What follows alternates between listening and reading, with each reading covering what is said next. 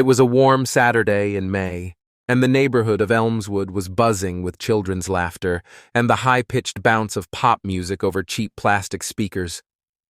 At 248 Grove Lane, the Wilsons were hosting the biggest third-grade birthday party of the year. Balloons tied to fence posts, a huge bounce house in the backyard, tables full of cupcakes, glitter, party favors, and loud energy. This was Amanda Wilson's 8th birthday, and she had invited the entire third-grade class from Oak Ridge Elementary. Or almost everyone. Down the street, sitting in the back seat of a parked car, 8-year-old Malik Carter clutched a handmade birthday card and a gift wrapped in unicorn paper. He had picked the wrapping himself. He had used his allowance to buy the gift, a little sketch pad and pastel pencils, because he'd heard Amanda liked to draw. He wore a clean red polo, neat jeans, and brand new sneakers his dad had bought him just last week. In the driver's seat, his father glanced in the mirror. "You good, Malik?" Malik nodded. "Yeah, I'm nervous, but I think she'll like it." His dad smiled. "You just be you. That's more than enough." Malik stepped out and approached the house. He could already hear kids shouting from the backyard. He reached the front gate, where Amanda's dad, Mr. Wilson, stood with a clipboard and a half smile. "Hi, I'm Malik. I'm in Amanda's class." He held out the card. Polite. Hopeful. Mr. Wilson glanced down at the list, then at Malik. "I don't see your name here." Malik blinked. "Amanda invited everyone in class." Mr. Wilson didn't flinch. "Sorry, Malik. This is a private party. But I brought her a gift. You'll have to take it back with you. We can't allow walk-ins." He said walk-ins like Malik was a stranger, like he didn't spend 5 days a week sitting 3 rows behind Amanda in class. Malik stood there, clutching his little card, his unicorn paper now crinkled in his fist. From behind the gate, kids laughed. Someone yelled, "Tag, you're it!" Sprinklers sprayed the lawn, and Malik stood outside with nothing but silence in his chest. Malik didn't say a word as he walked back to the car. The gift in his hand felt heavier now. The unicorn paper was creased, the bow hanging by a corner. The birthday card he'd drawn by hand was bent where he'd squeezed it too tight. He opened the door, slid into the back seat, and closed it without a sound. His father looked over immediately. "Hey, bud, everything go okay?" No answer. Just the sound of Malik's sneakers brushing against the floor mat and the quiet rustle of wrapping paper as he sat frozen in place. "Malik?" The boy turned to face the window. "He said I wasn't invited," he said, voice so quiet it was almost lost. His father blinked. "Who said that?" "Amanda's dad. He had a list. I wasn't on it." "But Amanda invited the whole class.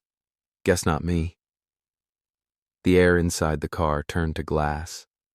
His father reached for the keys, stopped.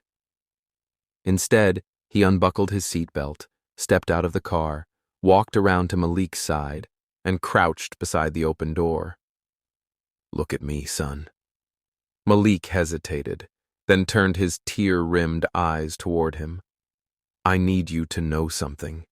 That man, the way he treated you, that's not your fault. You did nothing wrong. But, no buts. You are kind, you are smart, and you are worthy of respect." Malik nodded slowly, still staring at the floor. "Let's go home," his dad said softly. Back at the house, Malik retreated to his room. He placed the gift carefully on his bed and lay beside it, hands behind his head, eyes staring at the ceiling. In the kitchen, his father sat at the table, quiet. Then, he pulled out his phone, scrolled down the list, stopped on a contact that read, Marcus, City Hall. Tapped. "Marcus, it's David Carter." "Hey, long time, what's up?" "Tell me something. How would Elmswood's mayor feel about showing up to a birthday party with me? Oh boy, what happened? They turned my son away. You want cameras? No, I want him to be seen. That's all.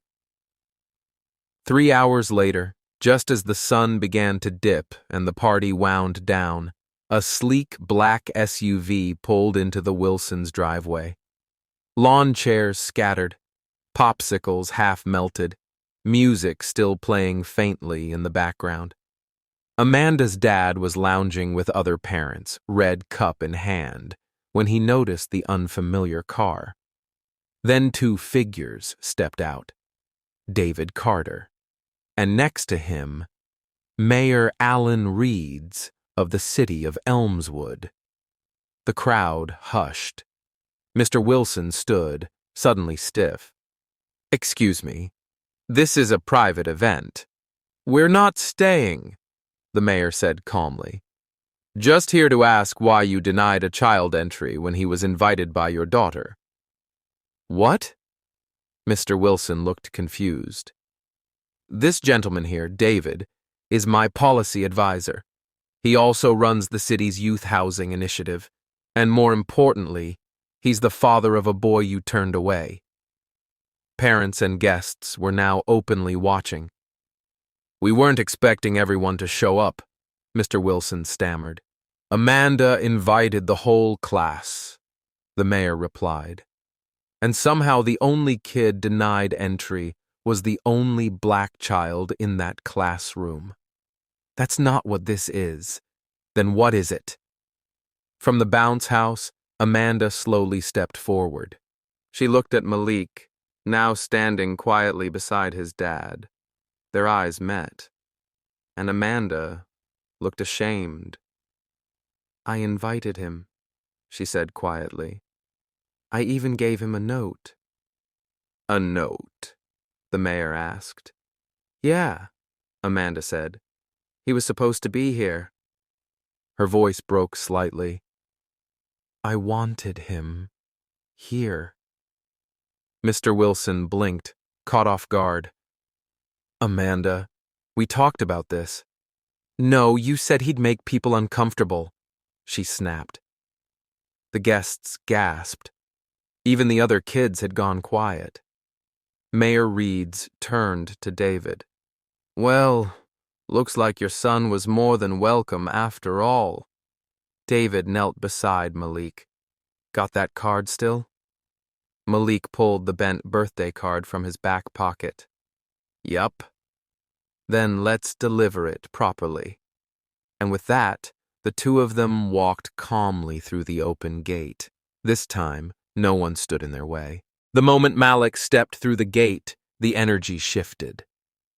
The yard fell quiet for a moment, like someone had turned down the volume. The same kids who were racing through the bounce house, licking popsicles and tossing balloons, now turned to look. A few glanced down, embarrassed. One whispered, I thought he wasn't allowed to come. But Amanda was already moving. She pushed through the crowd, still wearing her tiara and glitter-covered party dress, until she stood right in front of Malik. I'm really sorry, she said, her voice trembling a little. It's okay, Malik replied quietly. No, she said firmly. It's not okay. I gave you an invitation. My dad said... She stopped herself, glanced over her shoulder where her father stood like a statue behind the snack table. I wanted you here. Malik looked at her. His shoulders softened. I brought you something. He held out the gift again. This time, Amanda took it with both hands, gently. Thank you. From the patio, Mrs. Wilson watched it unfold with wide eyes. She looked toward her husband for guidance, but he'd stepped back, his face red and unreadable. She walked over slowly. Amanda, sweetheart. He was invited, Amanda said, cutting her off. I gave him a card. I put it in his backpack myself. Mrs. Wilson hesitated, her forced smile wilting. David Carter didn't speak. He stood beside the mayor at the gate, calm and composed. The mayor, satisfied, nodded once and turned to leave. Malik was now surrounded by kids. First came a boy with shaggy hair. "Your sneakers are cool." Then a girl with painted nails. "You were fast in PE last week. Want to race me?" Another added, "You want to do the water balloons next." Malik blinked, surprised. "Sure." And that's how it began. Within minutes, Malik was running across the yard, laughing so hard he almost fell over during the sack race. He nailed the egg on a spoon relay. He beat the birthday girl in hula hoop. Later, while the other kids gathered for cupcakes, Amanda stood beside him. "I'm glad you stayed. I'm glad you wanted me to." She grinned. "You're good at dodgeball. We need you on our team next week." Meanwhile, inside the Wilson home, Mr. Wilson poured himself a drink and didn't come back outside. But Mrs. Wilson stayed. She approached David slowly. "I didn't realize," she said awkwardly, "that you were someone of influence." David looked at her, not angry, just tired. "I shouldn't have to be someone for my son to be treated like everyone else." She nodded, shame tightening her expression. "I'm sorry," she whispered. "Tell him," David said. "Not me." By the end of the party, every kid wanted a picture with Amanda and Malik. When the cake came out, Amanda made sure Malik got the second slice, right after her. And as they packed up the decorations, Amanda walked Malik to the car herself. "See you Monday?" "Yeah," Malik smiled. David held the door open for him. As Malik climbed in, his dad turned to him. "How do you feel now?" Malik looked out the window. "Like I belong." David smiled. "That's because you always did." Monday morning, the halls of Oak Ridge Elementary echoed with the usual chatter. Kids swapping weekend stories, shoving homework into desks, trading fruit snacks. Malik walked in quietly, backpack on one shoulder, head high, but cautious. After everything that happened Saturday, he wasn't sure what the day would bring. But when he stepped into the classroom, he felt it immediately. Something was different. Kids looked up and smiled. Not the usual half grimaces or awkward glances. Real smiles. Tyler, who once mocked him for coloring outside the lines, reached out and offered a fist bump. "Hey, Malik." Emily, who always picked another partner during group work, waved. "Hi."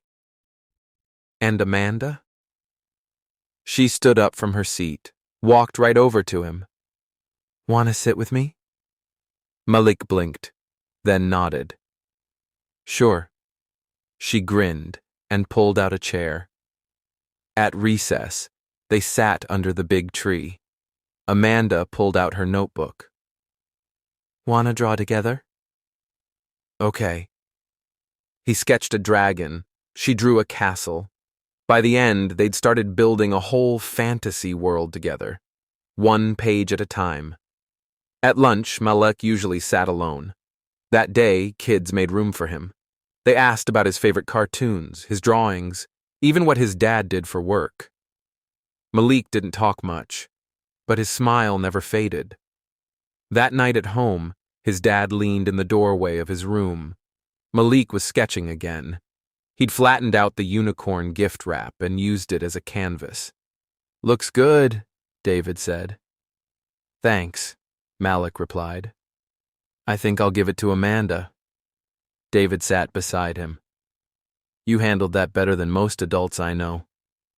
"You brought the mayor." "Yeah," David laughed. "Didn't plan on it." "Why'd he come?" David looked down. Because sometimes people need a reminder, not with yelling, not with fighting, but by showing up. Malik looked up. Like a superhero? Exactly like that. The following weekend, the Elmswood Times ran a feature. Mayor attends birthday party to support local youth after racial exclusion incident. It didn't go viral, but it did make a difference. The school district launched a new inclusion program. Amanda's mom volunteered to lead a cultural day. Teachers went through bias training. And something else happened. Malik's art, chosen for the new school mural. At the center, a huge red heart, 2 kids shaking hands, and underneath, in thick blue crayon, everyone deserves a seat. He didn't scream. He didn't demand. He just showed up, gift in hand, heart open.